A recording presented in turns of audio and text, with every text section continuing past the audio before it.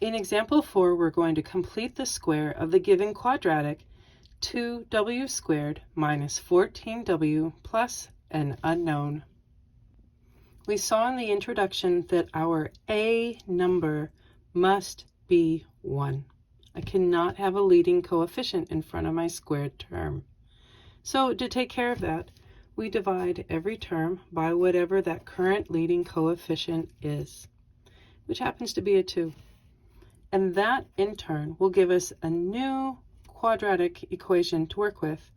So we'll have 2 times w squared minus 7w plus an unknown.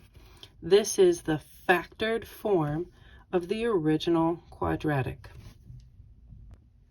Now we can go find c for our factored quadratic. So our current working b value is a -7. And -7 divided by 2 does not come out as anything nice and clean. It just doesn't. So, I mean, sure, it's -3.5, but nobody wants to go squaring decimals or composite numbers. So we're going to actually square the fraction itself.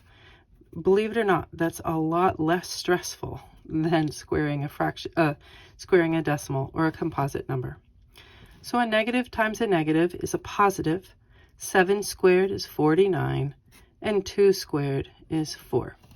And that is the c value for our working quadratic of completing the square. But now we need to go find out what the c value is for our very first original quadratic equation. So this was 2 times the c value that we got for our factored form. So it would be 2 times 49/4.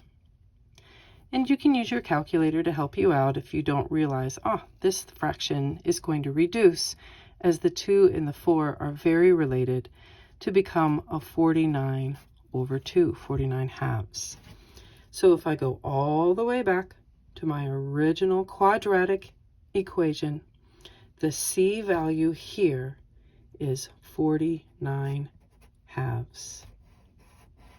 And there you go.